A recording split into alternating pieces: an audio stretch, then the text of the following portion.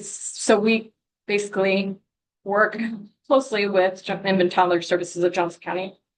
And then I also want to quickly introduce Jill Goodhart and Nikki Chow. They also work on the Sound Start team. So I primarily sit on the South team, right? Is that what I am? Yeah. South.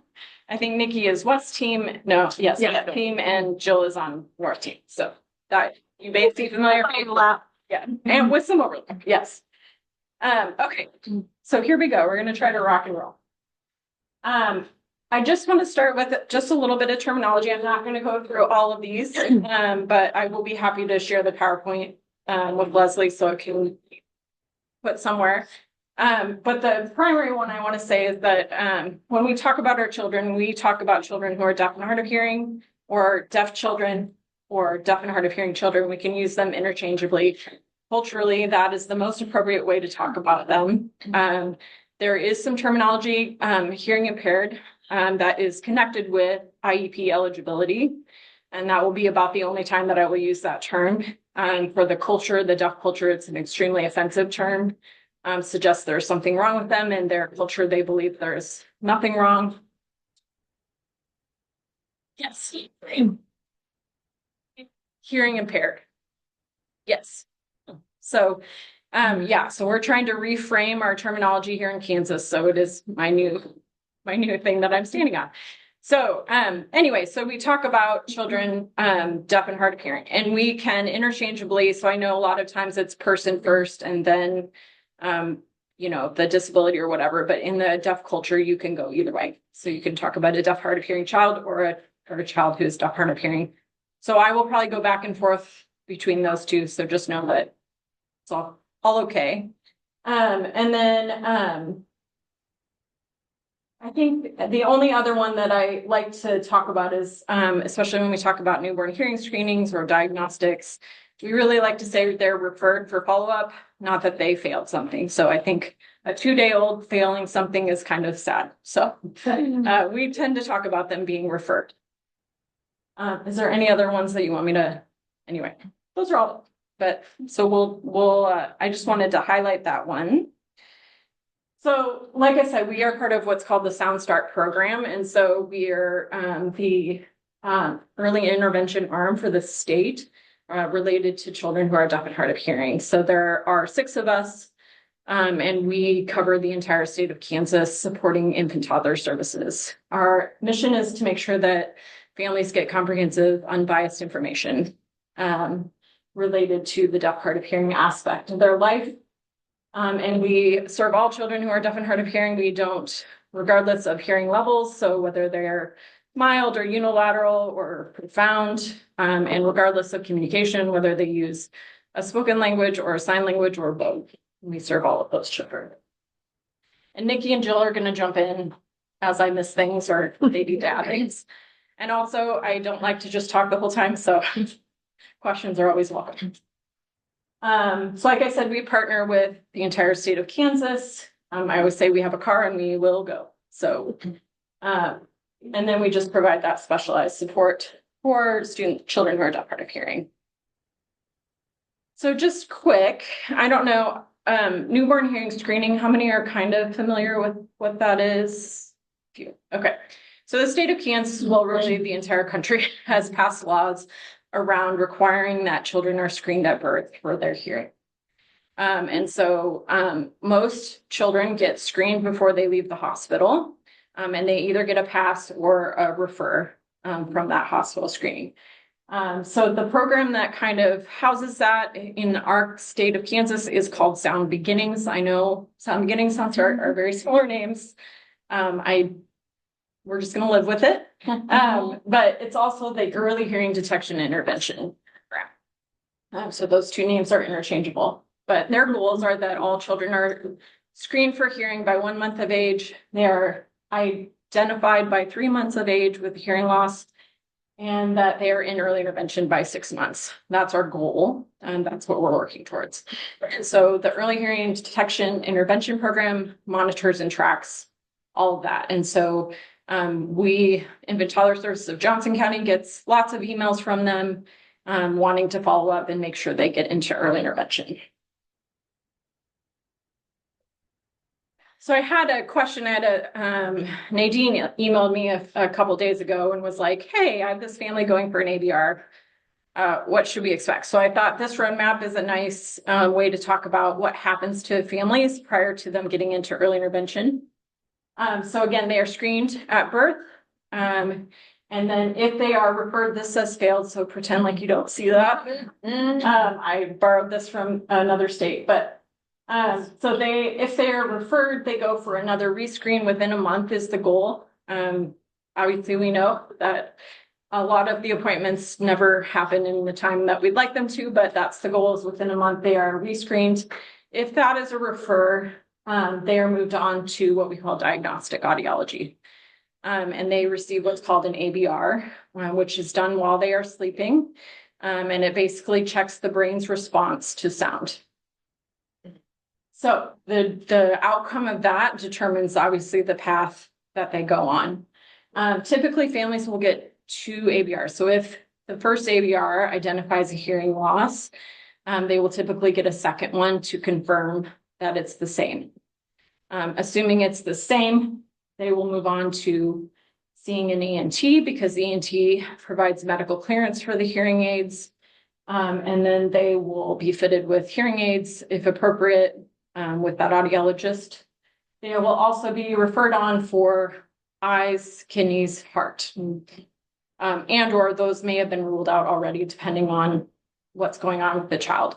But because eyes, ears, heart, kidneys all develop at the same time, we have to kind of rule out any other issues related to those. So that's typically all that's happened before the family even gets to early intervention. So they've kind of been through quite a few appointments before they arrive at us.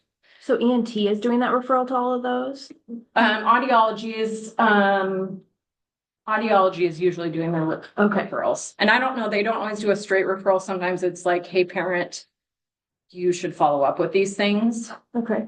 So if you do have a child who's deaf, hard of hearing on your case, those are always great questions to ask. Like, have you followed up with eyes, ears, heart, kidneys?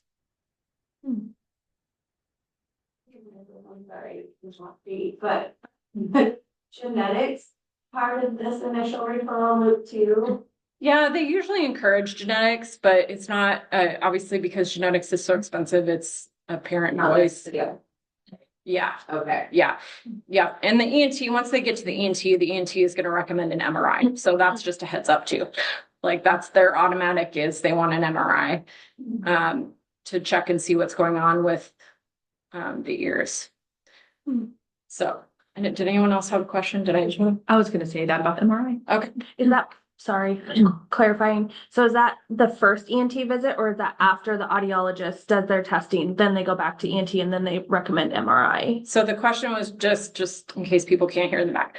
The question was, is the ENT before or after the diagnostic part, right? Mm-hmm. Yeah. So basically they get the first diagnostic done, referred to ENT, because they assume the second diagnostic will say the same thing. Okay.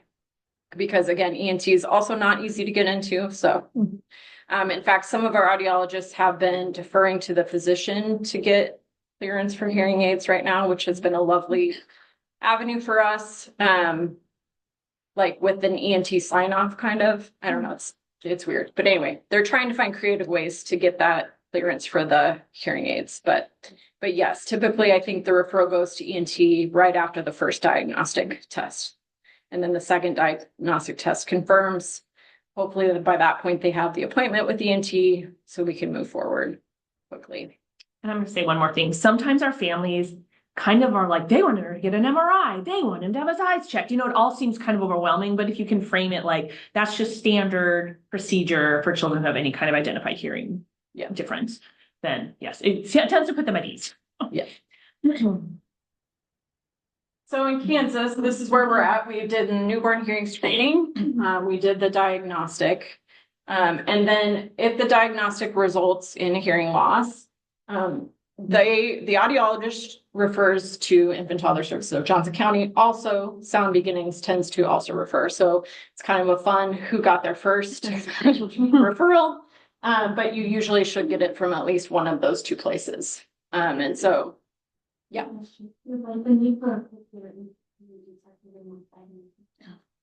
The question was, would a need for a cochlear implant be in the diagnostic piece? Not always, but sometimes. So it depends on the level of hearing as to whether a cochlear implant will be necessary. Almost always hearing aids are the first round. We have to do a trial. FDA requires a trial of hearing aids before we can move to a cochlear implant. And so, yeah, so usually the audiologist will say something like they might be eligible for a cochlear implant, so that word gets thrown down, but not much more information comes until much later. Okay. What's the outlook or the, I guess, opinion on cochlear implants now among the deaf community? So I think perspective. So the question was, how does the deaf community feel about cochlear implants now? I think there's been an acceptance of the fact that this is a technology that's available. Okay. I think language access has been the biggest push. Like if the child has access to language and is developing language like we would like, I feel like the deaf community is open and willing to understand that you're still going to run into people that have opinions, but I can also find you people with strong opinions about spoken language too. So Gotcha. Okay. yeah, so it's a great question. I was just going to add to you in the process for the cochlear implant that MRI is really important because even if a child has a hearing level that is appropriate for a cochlear implant, they might not have the structures that are required. Yeah. Yeah. So there's a lot more digging we have to do before a cochlear implant becomes a possibility. Okay, these are all great questions. Just to piggyback on so I think last I heard, which is a very vague statistic, about half the kids at Kansas School for the Deaf who attend there have some kind of amplification, and some of those kids have cochlear implants. So it's not about half of those. Okay, about half of those. So about a quarter of the kiddos who are students who attend Kansas School for the Deaf do have cochlear implants. So it's not like they're shunned. Yeah. So Yeah. I would say the deaf community has become very accepting. I think they have widened their horizons around it. I think it's the access to language that still gets sticky. Yeah. Because there's a lot of strong feelings about spoken English only or spoken language only. And so if we don't live in an only world, everybody's happy, I think. Is there another question? Yeah. Well, I just wondered about the hearing aid trial. Is that for all kids? Because I know of children that have gotten implants, at like 15 months or. So the question, just to rephrase, the question is the hearing aid trial, is that kind of required by all? The answer is yes. So the FDA requires at least a 3-month trial. There are kids have been fast tracked depending on the situation. So kids with meningitis, because we have the possibility of calcification. So we sometimes have to move more quickly. So in those cases, they've been able to waive the FDA requirements in order to do that. But generally, and that was the case, yeah. But generally, 3 months at a minimum is required in order to do it, which is kind of why they want them in early so that we can get this process up and rolling, get that done. And we are usually babies are implanted as the kiddos that we see. The earliest I've seen is like 9 months. It's historically it was about a year. There's cases where we're doing it earlier, but I would say most of the families that we see, their kiddos are implanted about 12 months. Yep. Okay, so we got the referral. I'm gonna whip through that. Oh, sorry. Yes. During the diagnostic process, is it pretty standard recommendation then to trial hearing aids, or is that kind of dependent on the level of hearing loss and situation? Yeah. So the question is it standard to basically do hearing aids? Almost always. Every once in a while, depending, like super mild hearing loss, they might hold for a bit. Sometimes are unilateral. There's a few audiologists that feel like we should do a wait and see world, and we tend to counsel differently, but I think most of them have come around. I haven't had a wait and see moment in a bit, but there's always weird circumstances, right? That would necessitate we would have to do something different. So there's an exception to every rule, but generally, yeah, that's a standard thing.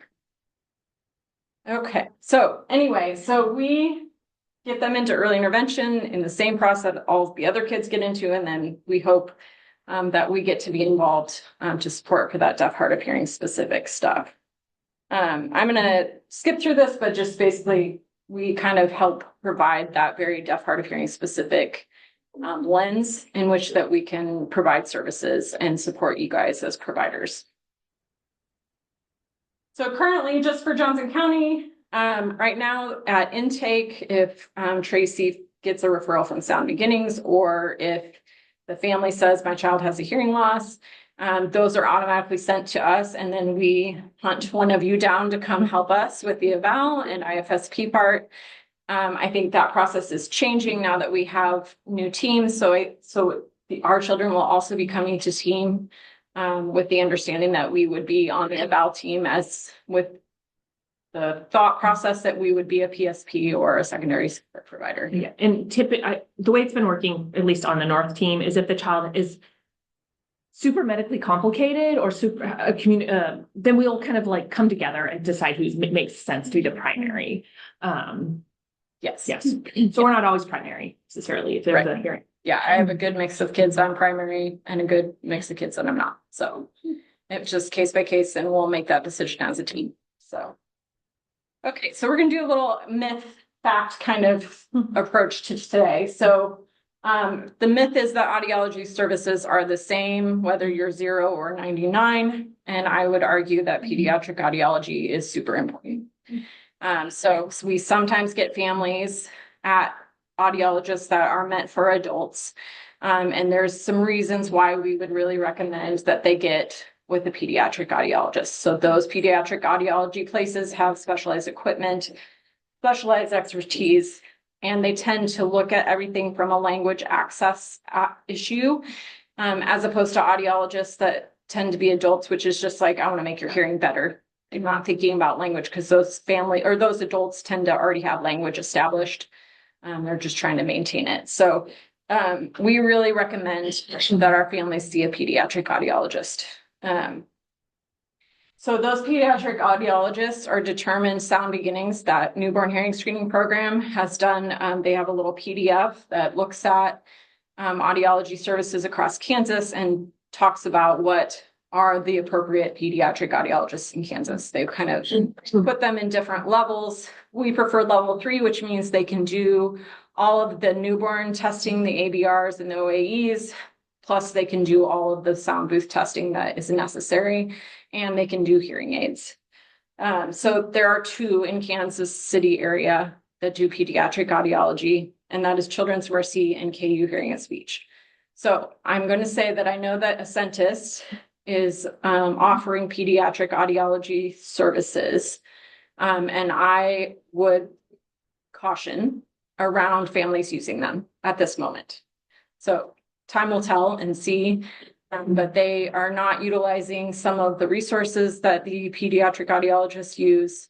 And I've had a few experiences that tell me that we don't quite have all the equipment we need or the expertise to support our children. So ENT is lovely at Ascentus. I feel like that's been awesome. Our families have been able to get tubes so much faster. All of those services have been fantastic.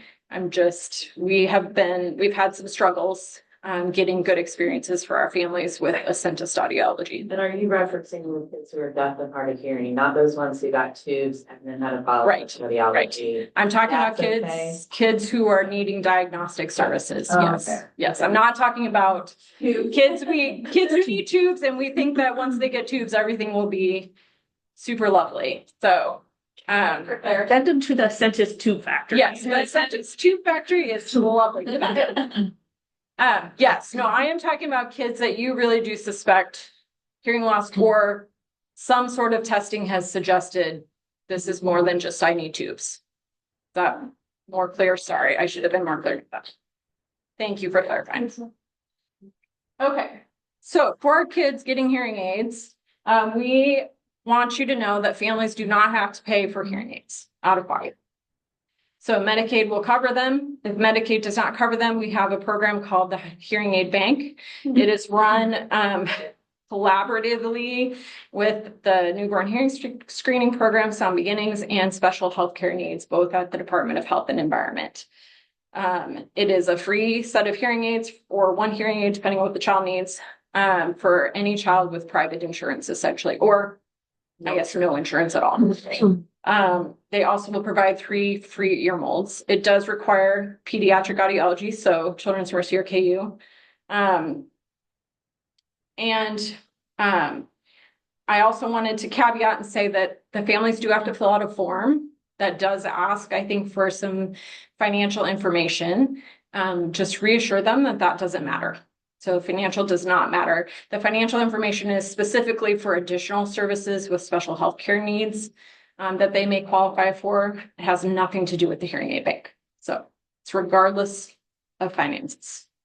Does this cover only in-ear hearing aids or like Bajas or like other types of? So the question was, does it just cover the regular hearing aids or does it cover the bone anchored hearing aids where they wear a headband? It covers all of them. So anything, whichever one they need, it is covered by that.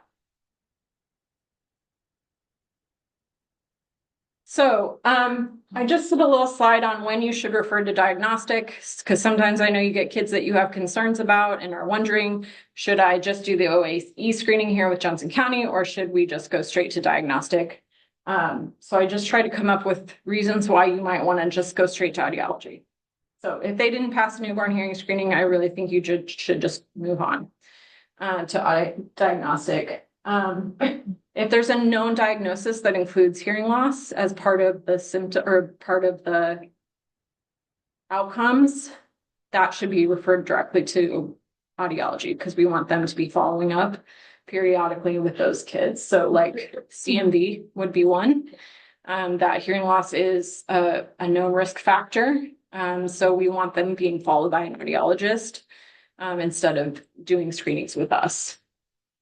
Or children with autism that we don't know if it's a hearing and autism or just like we don't know which one.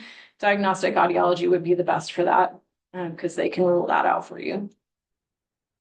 2 or more ear infections in 6 months or chronic fluid. So if they say my pediatrician says there's still fluid, we need to get to ENT. So that one I would say it's send to ENT, but we need to move on. We don't want to wait around, and we'll talk a little bit why that's really important. And then obviously use your professional judgment. You guys are all qualified people. If you feel concerns, just refer. Do you have to have a referral to audiology and do you have to have a referral to ENT? We have to have a referral, like To go there. In order to go to say, okay, we want you to go to a diagnostic audiologist. Do they have to get a referral to go to the diagnostic audiologist? That's a good question. I think sometimes Medicaid, I don't know. I Depends on the insurance. think it depends on the insurance. Well, that's the thing, children's required across the board, they require referrals for primary care. Like they won't even schedule until you have it. So how do you talk them through, because the 2+ year infections in 6 months is not often what's being relayed for the pediatrician's family. Right. That to me makes a lot more sense than it's in 6 months or whatever the number is. Right. How do you help advocate for that? 'Cause we actually had to circumvent a pediatrician. Yeah. One copy. I didn't know one. But to get the referral, and they just kept saying, no, they don't get it. Yeah, it is very challenging. I will say those kids that have that chronic ear infections, chronic fluid, pediatricians do not understand the impact that has on language development. And so it's more, when I've run into those, when I've, consulted on those families, it's really been about us educating the families, like, here's why this is, like, here's what is happening. Your child is missing language as we wait for all of this to clear up. And so, we just do our best. It's hard though. Advocate and educate. There we go. You know why sometimes with ENT, there's not always a pre-audiology exam or a post? And I feel like I'm running into that a lot. So the question is, why is there not a pre-audiology exam or post? Yes, that is such a great question. And I wish I had a brilliant answer for you. So we It's need terrible. to refer to Yes. audiology. Yes. As well. That's where I was just like, can I get? I don't know. Like ENT, audiology, but I don't know why they're not getting a screening after okay. the tubes are placed. It makes no sense to me. That's always my question. Yeah. Anytime someone says, we just got tubes, great, did you have your hearing checked? Yes. I know that there's some thoughts around, they want them to be healed for a month, Mhm. but I feel like that 1 month follow-up should then be when we have And a I quick screening, but Mind doing the screening, but I almost feel like I want an audiologist to be the one to do it and Yes. not just trust our little OAE machine. yes, I think I would recommend having an audiologist do Okay. that. I mean, in a pinch, an OAE screening here is gonna be better than doing nothing. Sure. But I think even just counseling, if you know that family's going to get tubes, say, hey, make sure you ask about having their hearing screened after. Again, educate, advocate. That's what we have to do. Yeah. Okay, so the myth is that I think my child hears me just fine. This is one we hear a lot. Like, it's fine. So quick education on the types of hearing loss. So this is a fun picture of the ear. So we have three different really types of hearing loss. We have a conductive hearing loss, sensory neural, and auditory neuropathy. There's also, I mean, Mix of a those. mix of all of those. So if it's a conductive hearing loss, it means it's happening somewhere between this part of the ear and those fun little bones that we've probably all learned about at some point in an anatomy class. So a lot of times if it's conductive, there's something we can do, right? So if it's fluid, we could get rid of the fluid. If the bones aren't working, sometimes there's things we can do, not always, but conductive essentially means that everything here on up is working great. We just can't get the sound in. So if we can get the sound in, we have access. If we can't, okay. So sensory neural hearing loss starts here at the cochlea. So usually it means that the hair cells didn't form or weren't formed correctly, or there's some damage to the cochlea. It also could be something all the way up to the brain. So anywhere from that cochlea up to the brain suggests sensory neural hearing loss. There's nothing we can do. Like that's just is what it is. So those tend to not be able to be fixed. We need amplification or some other avenue to get access. Auditory neuropathy means there's kind of a short in the system somewhere along the nerve or up to the brain. And that is probably the trickiest of all the hearing losses because we don't exactly understand what the child is hearing, how much they're hearing, what day they're hearing. So their hearing could change from day to day, minute to minute. And it could mean that their audiogram says that they have a mild hearing loss, but they're not responding to sound at all, or vice versa. So the auditory neuropathy is a tricky one, but so that's the quick. So when you hear those words, you can kind of hopefully know. And then here's the different hearing levels. And I put it, or I found one that has it on the speech kind of banana or spectrum. So you can kind of see the impact that a hearing loss would have. So mild is up here, and you can see even in a mild loss, we're missing some sounds. And so if you think of it, then I'm only hearing pieces of words. So mild hearing loss seems like no big deal. And a lot of people are like, wow, they told me mild. It's so great. For me, that means, ooh, we're still missing a good chunk of things. So moderate, we're missing almost all of the speech sounds. And severe and profound just get significantly more impact. Okay. So what do all these hearing levels mean for language? So we're going to do a spelling test. Everyone excited? Okay, if you've done this before, no telling. Okay, so you are going to listen to the same words 3 different times with 3 different hearing levels. Skip those 2. It's going to start. And so what you're going to do, write down something. Okay, just write it down. Does everyone have a pen, or can you borrow a pen from a friend? I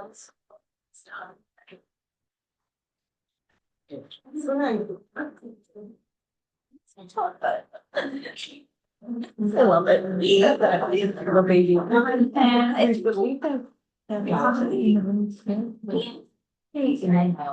Like every time I so or I don't. Oh, the other, I did that like last time. I have the main motion and I have a number of or something with student. Hey. That's true.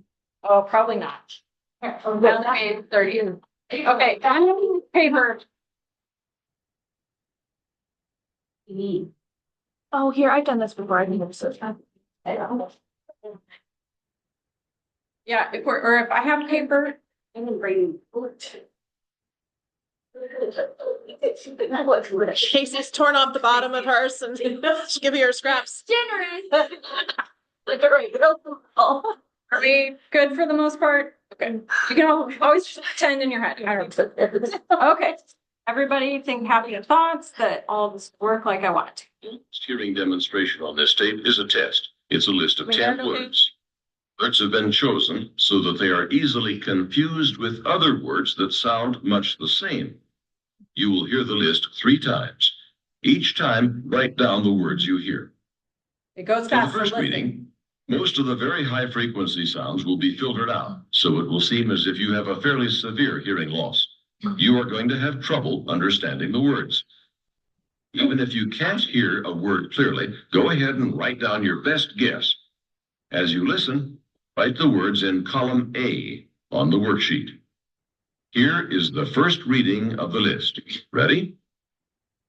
Number 1, fill. Number 2, pump. Number 3, thumb. Number 4, move. Number 5, loud. Number 6, fast. Number 7, fifth. Number 8, fairy. Number 9, bed. Number 10, roof. Well, how did you do? Can you imagine how difficult your daily life of speech is sounded like this? In the second reading of the test, there will be less filtering, so the words will sound a little clearer. You will experience what it might be like to have a mild hearing loss. This time, write the words in column B. Number 1, fill. Number 2, pump. Number 3, thumb. Number 4, move. Number 5, wide. Number 6, back. Number 7, fifth. Number 8, third. Number 9, bed. Number 10, roof. Is that any better? People with this degree of hearing loss often do not realize that they are not hearing as well as they used to. They may even get indignant when their friends suggest that they have a hearing problem, or they may get irritated because they think everyone is mumbling. Now, you will hear the same list of words for the 3rd time, but this time they will be recorded normally, with all of the high and low tones present. This time, list the words in column C. Number 1, fill. Number 2, catch. Number 3, thumb. Number 4, knee. Whoa. Number 5, wise. Number 6, bath. Number 7, fish. Number 8, shows. Number 9, bed. Number 10, juice. Okay, that one is not even close. Okay. Two. How do we do? I got Anyone? 3. Anyone get some right? On the second one?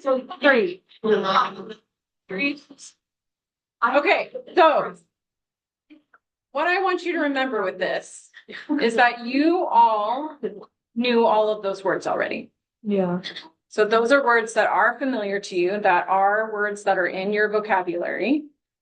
And so your brain had the ability, especially in that column B, to somehow fill in some of the sounds and say, oh, it might be this, right? Like I have some of this information, I can fill this in.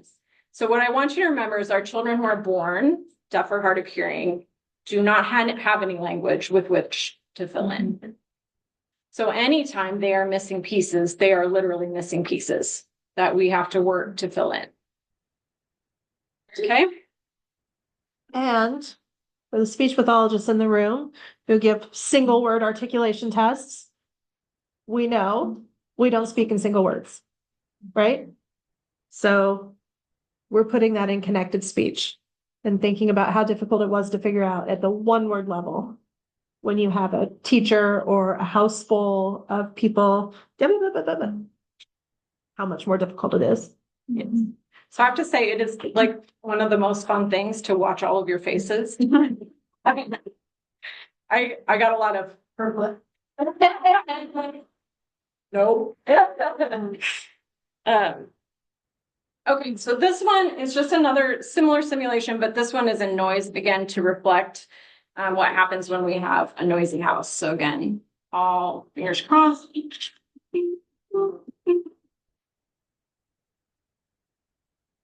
Loud. I read a newspaper today that some new theatre was opening in Eastern. What plays are they showing? I think it'll be the one with some HD. Do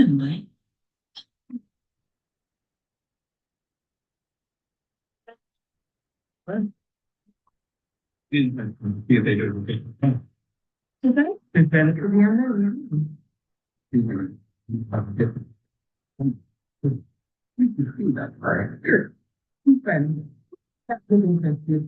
Okay.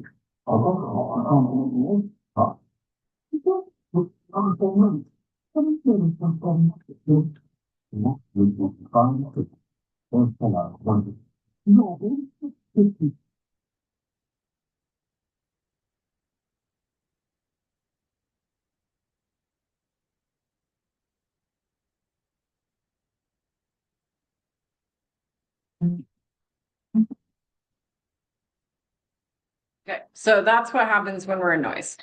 So even at a mild hearing loss, it becomes really hard to understand what someone is saying.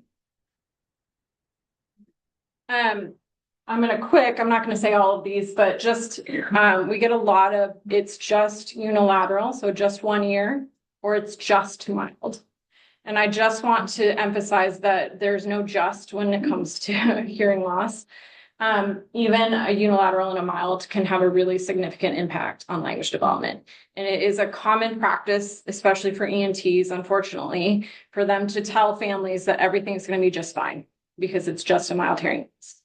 It is also still sort of common that audiologists will say that as well. So we have to do a little bit of education and advocacy when we get into early intervention to say, yeah, that seems like it would make sense, but it just really doesn't. So just approximately 25% of children with unilateral will end up with a bilateral hearing loss. So it is not guaranteed that they will maintain a unilateral hearing loss. And a mild hearing loss, you can miss anywhere from 25% to 40% of the information around you. So if you think if I'm missing 40% of a conversation, that's a lot to miss. And it can really make you misunderstand or miscommunicate. I think I'll skip that video. It is a very cute video. Nah, I'm gonna play it. Super cute. So this right here. This is just a little girl with she wears a Baha. So I think she had microcephalopatia. I can't remember if it's unilateral, bilateral. She was one of the ones that they told her to wait and see on the hearing aid. So this is just an example of what she missed, not having her hearing aid. So when you got the hearing aids, specifically the Very loud. um, Can anyone do you hear that? remember it helped or not? Well, at first, I was pretty excited about it when I got it. I heard a lot of stuff though that I did not hear ever in my life. Like, can you give an example? Well, one time when I first wore it at home, I was just getting used to it, of course. And I was looking at my dog, hearing all these. I was like, I realized she was just sticking out her tongue and panting. But before, without the hearing aid, all I saw was her just sticking out her tongue and just looking like she was breathing. Yeah. So I know that panting doesn't seem like a big sound that you should know and understand, but when you think about vocabulary for reading later on, if she doesn't know what panting means, right? And there's all those other words of, leaves rustling. Well, if I don't know what that means, right? How can I attach meaning to that in reading in later life? So that's just why I like to share that. So I've talked about this, that hearing language is not the same as understanding, that we all can put pieces together with language that kids cannot. Okay, ear infections and fluid are no big deal. I feel like most of you know that by now, that it is a big deal, but we're gonna highlight it. So just to give you a little bit of anatomy, so our eustachian tubes as adults are angled to drain the fluid. But for children, they are often very horizontal, which makes it a prime bacteria factory because the fluid just sits there and likes to fester. So it also makes it harder for them to clear because we can't drain it out, which is why children tend to get more ear infections. So, like, growth factors and ears. What do you know? There, guys. What I know about chiropractors and fluid, I know nothing. I have no evidence-based information to share about that. So, do either of you have any evidence? I got nothing. Yes. I mean, if it makes them feel better, fantastic. I don't know. Yes, I just say I have no evidence around it. If they ask me, I just say I've got nothing. So I honestly haven't researched it either. So to be fair, but I feel like if it was something that would work, there would probably be a lot of research around. I don't know. So the average hearing loss with fluid is 24 dB, and I'll show you what a picture of that looks like. Equivalent to if you were to wear earplugs or like your headphones without any sound on. Thicker fluid can cause up to 45 dB of loss, which is right in the speech world. So repeated bouts of ear infections can cause a permanent hearing loss. So again, why we want to resolve those quickly. So this is our average fluid. So again, that makes all of these sounds soft, right? And so if we have any added noise, I'm going to miss all of that with my fluid. So it's not like, yes, they can still hear them. Technically, yes, but they can't hear them as well as they can without the fluid. This is thick fluid. So we're missing half the speech sounds when our fluid's thick or ongoing. And then this is why our kids were like, let's go, tubes. We love Acentus for that. Like, they'll get you in tomorrow. Because if we have a hearing loss, that's even just a mild hearing loss plus fluid. We've lost everything. We can't hear anything. And most of the kids I work with, they're not wearing their hearing aids if they have an ear infection because it's just too uncomfortable. Yeah. Yeah. So now we're not wearing our hearing aids. And we have fluid. It's not a real prime factory for learning language. So. And then those really great handouts. Are we going to have access to your presentation? Yes, I would be glad to share that with you. Yes.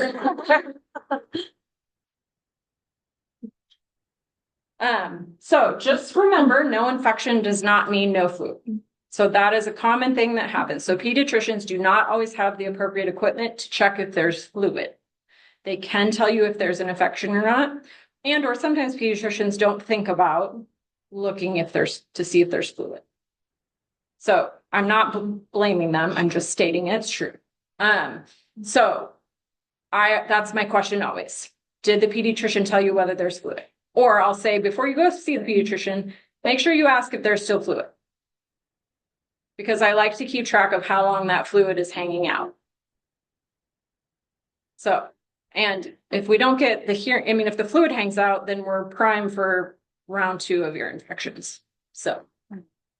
Pediatricians able to see if the fluid is there if it's not infected. I've heard mixed. It depends on which otoscope they have. Okay.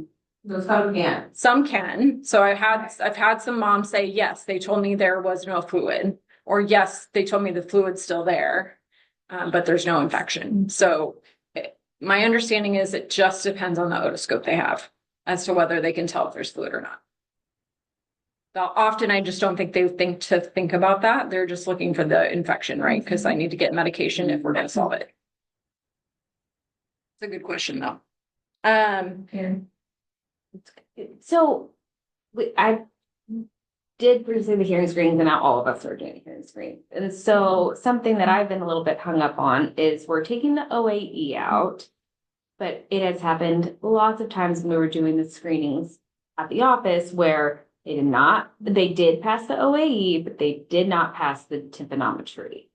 And so what is your opinion on if we're taking the OAE out to these kids, do we need to be taking the tympanometry out to test for fluid as well? Like, do you feel like we're missing kids might have fluid even though they're passing the OAE, or it's not bad enough because they're passing the OAE? So an OAE usually hits about 30 dB. Mm-hmm. So it's still kind of mildish hearing loss. I don't know. I don't know if I have a strong opinion on that. I think if you, I don't know. Okay. I could go either way. Okay. Better that we're doing something. Yes. But yes. Okay. Yes. So at least a pass on an OAE would suggest I can hear at least at 30. Okay. But then if you're still having concerns about language, then the TIMP would be a nice add-on. Okay. I would say if you're standard protocol, I mean, if you're just testing because it's an annual, probably not, but if you're testing because you're concerned, sure. Okay. A TIMP might be a nice add-on. Sure. Okay, so falling tubes, yeah. Sorry, No, I was skipping ahead. That next bullet, I thought you were moving on. Yeah.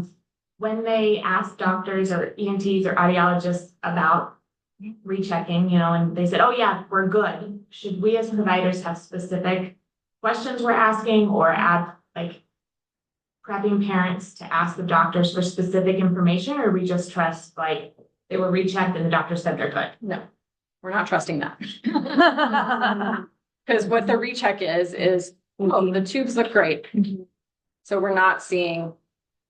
So I really, if you have a kid that's going in for tubes, counseling that family to say, when you go back for that recheck, please make sure you ask for a hearing screening. Please have them recheck the hearing, not just check the tubes. Does that make sense? Yeah. And there's specific results. I have 3 families that have actually had rechecked, and they say, oh, they're good, they're in range, or results are fine. If results are fine, we're good to go. Yeah. Yep. They'll usually tell them and send them on to diagnostic if it's still not fine. Yeah. So I know best practice is they go back to audiology to get rechecked, but if it falls on us and we're doing recheck, what timeline do you recommend? So 1 month post Okay. tubes. Give those tubes a chance to heal, or give the skin a chance to heal, inflammation to go down. That's what I would usually, I think. That's usually the general practice, I think, is 1 month post. We've had kids who've gotten tubes and they did an ABR for us because we really wanted one, but they were hesitant about the results because the inflammation was still there. So I think 1 month is usually what they want for the inflammation to go down. And then just thought or a fact that it takes about 1 month for every 1 month of fluid to kind of catch back up on all of that stuff. Or In terms of 10. language development. In terms of language development, it can take 1 month for every 1 month. So if you have a kid that's had fluid for 12 months, it doesn't always, I don't want to be like, whatever, kids are awesome, but sometimes it just takes a while to get caught back up. So as long as you're making steady progress and hearing seems to be okay. Yes, so I have 10 minutes and we're not even close. So that's actually. I'm just gonna keep going and then we'll see where we're at. Okay, myth, once the hearing aids and cochlear implants are on, everything will be fine. So hearing aids and cochlear implants do not fix the hearing. So hearing aids make the sounds louder, but if there's any distortion because of the hair cells being broken or absent, it just makes the distortion louder. So if you kind of think of like, like if he's talking like this and I can't really, but we have the speaker, so technically I should be able to understand him. No. So in cochlear implants, when we put it on, they've heard pretty much no sound for a year. So if you think of all the language that happens in a year, we have to get all of that. We have to teach them what they're hearing with the cochlear implant, and then we have to make up that whole year worth of language. So day 1 of listening is when those hearing aids go on, because even if they heard some sounds, they didn't hear all of them. And so you have to fill in gaps. Yeah. Are you framing that as like using like the hearing age of the child? You talked about that? So kind of gone away from talking about hearing age, because hearing age is a tricky concept. So hearing age suggests that we wear our hearing aids full time, right? And I would say that it is challenging to get full-time use. So I can't really say that. So I struggle with that and even with cochlear implants, to say that they have 12 months of hearing because they've had their cochlear implant for a year, I don't know. So I've kind of veered away and looked more at outcomes, looked at language development. Did they make a year's worth of language in a year? Got the hearing aids and it's been a month. Yes. Oh, yes. We got the cochlear implant. Yes. Right. Yes. Yeah. Yes. Yeah. Because they're counseled that we just put these on and everything's going to be great. And so we do a lot of counseling around. Sometimes for cochlear implants, it takes a while for us to even get our first response to sound, much less filling in any of the gaps that we've missed for a year. So that's why I kind of have moved away from hearing age, because I feel like it's not really reflective of all the things that are happening with that child and that family. And it doesn't really, I use it loosely as like a guide for us. Like if I'm looking at language development, I should, in theory, if they're consistently wearing their hearing aids, I should expect an appropriate amount of language development. But yes, we have a lot of families that expect a lot of things out of the tools that they've been given. But there's a lot of work to be done to build that up. And if a child has like a moderate or a mild hearing loss, they have had some access, right? So that's where I feel like it gets really tricky, because it's like, well, they were hearing, they just weren't fully accessing. So it's that gets really tricky for me to talk about listening age or hearing age with a kiddo. So we've just started avoiding it kind of, unless it makes sense at the moment to talk about it. So just again, in a reminder, normal hearing babies here for about 10 hours a day, because that's how long they're awake, which is about 3,650 hours a year. If we wear amplification only 3 hours a day, it'll take 10 years to make up that time of 1 year of listening. So really, really important that we work with families to get to full-time use, but it is also a journey. And we have to work with families where they are and help them. It's not easy. So again, audiologists have high expectations for families, which they should. So if we get to the family before the amplification goes on, I think we all do a little bit of counseling around, your audiologist is going to tell you all waking hours, and we're going to tell you that's an awesome goal. Except the car seat. Yeah, except the car seat. No car seats in the car. Yes, do not put the hearing aids on the car. There's just too many stories of pieces of hearing aids everywhere in the car, out the window, ear molds being chewed up. Just don't. just no car for a really long time. But point being, kids are kids, right? And they're not going to comply with the audiologist's request for full-time hearing aid use. So some kids are miracles. I mean, it's just like, look at that kid. But generally, we always just say that's our end goal, and we'll get there as quickly as we can. But I would say 95% of our kids are not at full-time use within the first week of wearing them.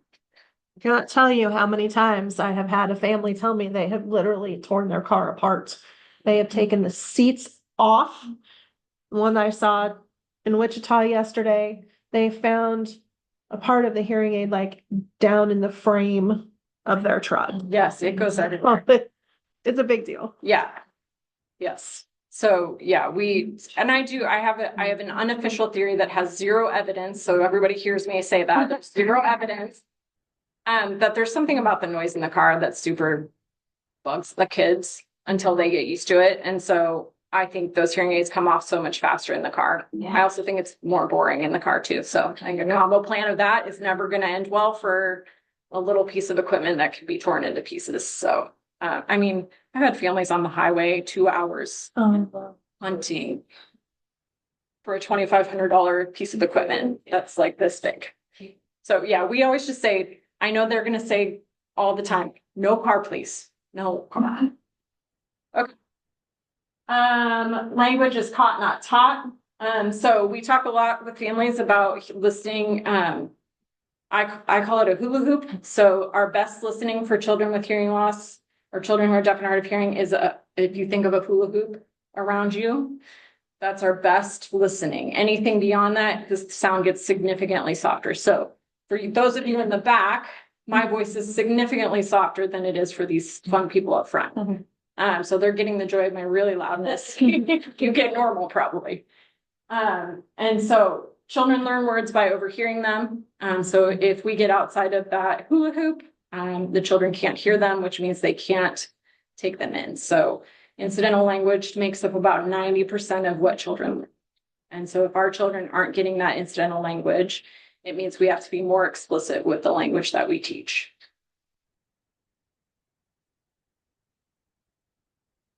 So I've already talked about amplification does not mean that we have normal hearing. It means that we can hear within normal limits is how I talk about it. It does not mean that we have normal hearing because we can't account for any distortion, any missing pieces because it's too noisy, any of those things. It doesn't matter what amplification choices families make, whether it's no amplification or amplification, language is the key. We need to get access to language regardless of how that gets in. And so we're always monitoring progress to make sure those children are making appropriate language level progress in the modality that they've chosen. If they're not, we're going to suggest alternate methods, which is why we progress monitor a lot. So we're constantly, I think we all live with a checklist in our head for language development. We also, we want to know if they're making appropriate progress because we know they are at high risk for language delays. We also, as part of our services, get to enroll children, if the families are willing, into our language assessment program, which provides annual language assessments up until the child is 9. So it will follow them all the way until 9.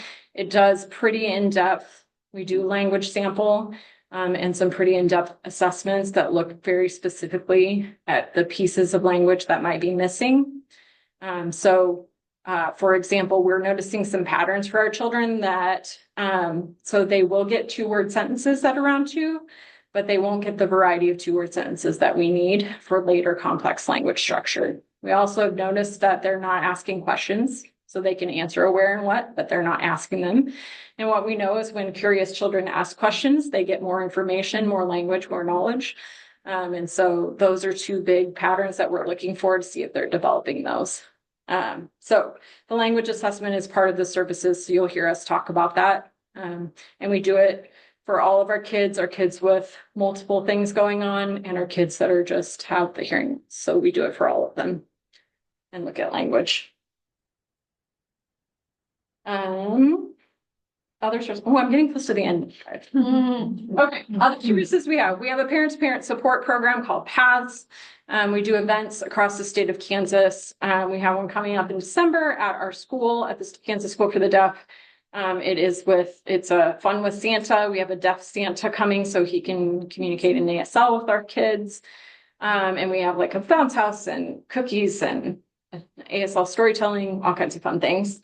But we have those periodically throughout the year with the goal of having parents meet other parents of children who are deaf, hard of hearing. And we also have the Deaf Mentor Program, which provides ASL instruction to our families in the home, weekly or biweekly services to families from a deaf adult that is trained. So that's scary for parents, but is a really great way for them to learn ASL because it provides an immersive model for them to learn, and their deaf mentor becomes, I mean, they like them better than us, I think. So they're really sad when those deaf mentors go. And then I also just want to highlight the Whole Family Project at the Whole Person also provides in-home sign language classes. I think there's a sliding fee scale for that one based on income, but it's just another option for families that are wanting to learn sign language. And then just re-highlighting that it's access to language, because it doesn't matter which way it comes in, it all goes to the same center of the brain. And so that's what we want for our kids. I made it. Guys, only 2 minutes over. I want to just highlight the language assessment program. So if you're working with a kiddo who has some degree of hearing loss and they're not working with one of us, they still have the right, that family still has the right to sign their kid up for that program. And then that can follow them through school. So just let one of us know and we can still come out and do that assessment. Yes. Yeah, we don't want any kid to miss out on that. And they're not required to be in services either, right? They don't have to have an IFSP or an IEP to be eligible. Right. So what other questions? I know I went like uber duper fast, so I'm sorry. So if there's more information you want, we are happy to chat with you all too. Well, thank you for your time and attention. I appreciate it. Thank you.